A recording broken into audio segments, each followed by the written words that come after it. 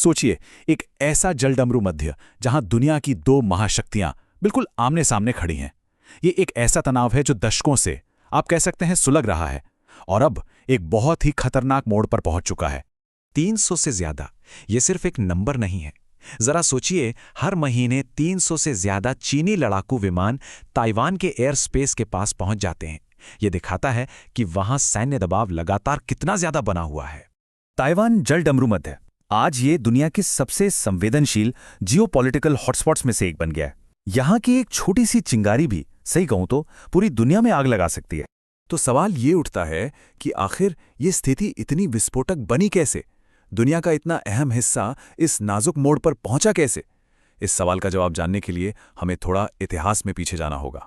तो चलिए, आज जो हो रहा है उसे समझने के लिए इसकी जड़ों तक चलते हैं, क्योंकि ये कोई रातों रात पैदा हुआ संकट नहीं है। इसकी जड़ें इतिहास में बहुत बहुत गहरी हैं। देखिए, ये कहानी शुरू होती है 1895 में, जब चीन को ताइवान जापान को सौंपना पड़ा। यहीं से पहली बार दोनों अलग हुए। फिर आया 1949, एक बहुत बड़ा मोड़, जब चीन के गृह युद्ध के बाद हारी हुई राष्ट्रवादी सरकार भागकर ताइवान आ गई और यहीं से एक स्थायी विभाजन हो गया। इसके बाद 1979 में अमेरिका ने चीन को मान्यता देकर पूरा समीकरण ही बदल दिया, लेकिन साथ ही ताइवान की सुरक्षा के लिए एक अहम कानून भी पास किया। और फिर 1996 में ताइवान ने अपना पहला सीधा राष्ट्रपति चुनाव कराया, जिसने दुनिया के सामने उसकी अलग लोकतांत्रिक पहचान को और भी पक्का कर दिया। दशकों की इस राजनीतिक दूरी और लोकतंत्र ने पता है क्या किया? ताइवान में एक बिल्कुल अलग पहचान को जन्म दिया। हमारे रिसर्च के मुताबिक आज 60% से ज्यादा लोग वहां खुद को सिर्फ ताइवानी कहते हैं, चीनी नहीं। और पहचान का यही बदलाव इस पूरे संघर्ष के केंद्र में है। और यही पेचीदा इतिहास हमें आज के इस तनावपूर्ण मोड़ पर ले आया है। अगर दुनिया की ऐसी ही जटिल घटनाओं को आप आसान भाषा में समझना चाहते हैं तो हमारे चैनल को सब्सक्राइब जरूर कीजिएगा। तो चलिए, अब वापस आज की स्थिति पर आते हैं। देखते हैं कि आज शक्ति, कूटनीति और अर्थव्यवस्था का ये नाजुक संतुलन आखिर बना कैसे हुआ है। देखिए, इस पूरे गतिरोध की जड़ में दोनों पक्षों के बिल्कुल अलग विचार हैं। एक तरफ चीन है, जो कहता है कि ताइवान उसका ही एक प्रांत है जिसे एक दिन मुख्य भूमि में मिलना ही होगा, चाहे इसके लिए बल का प्रयोग ही क्यों ना करना पड़े। और दूसरी तरफ है ताइवान, जो खुद को एक आज़ाद और लोकतांत्रिक देश मानता है और बीजिंग के दावों को सिरे से खारिज करता है। चीन के भारी अंतर्राष्ट्रीय दबाव का नतीजा ये है कि आज दुनिया में सिर्फ लगभग 12 देश ही हैं जो ताइवान को एक स्वतंत्र देश के तौर पर औपचारिक मान्यता देते हैं। ये ताइवान के राजनयिक अकेलेपन को साफ दिखाता है। लेकिन इस राजनयिक अकेलेपन के बावजूद ताइवान को अमेरिका से जबरदस्त सैन्य समर्थन मिलता है।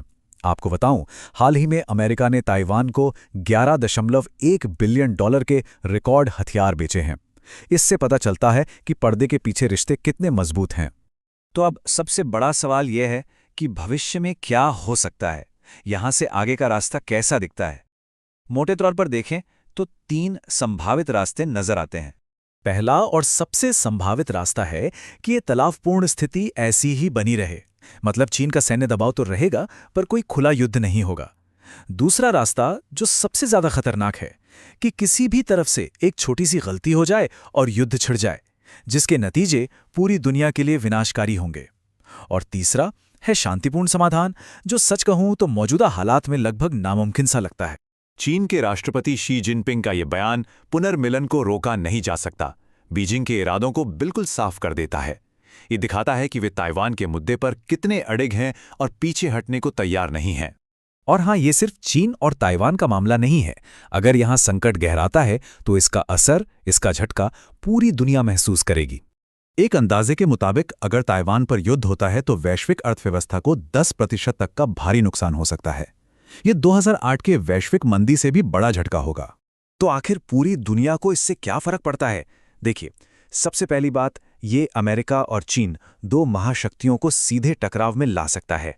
दूसरा, सेमीकंडक्टर जैसी जरूरी चीजों की ग्लोबल सप्लाई चेन पूरी तरह टूट सकती है। और तीसरा, ये पूरे इंडो पैसिफिक क्षेत्र में भारी अस्थिरता पैदा कर देगा।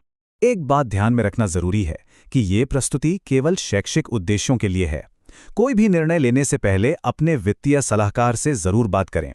और हाँ, अगर आप हमारे काम का समर्थन करना चाहते हैं तो कृपया सब्सक्राइब करें और हमें कमेंट्स में बताएं कि आप आगे क्या देखना चाहेंगे। आपका सपोर्ट ही हमें ऐसे और जानकारीपूर्ण विश्लेषण बनाने की प्रेरणा देता है। तो अंत में एक बड़ा सवाल ये रह जाता है, क्या दशकों पुरानी अमेरिकी रणनीतिक अस्पष्टता की नीति, जिसमें ये साफ नहीं है कि हमले की स्थिति में अमेरिका ताइवान की रक्षा करेगा या नहीं, क्या वो नीति आज भी शांति बनाए रख सकती है?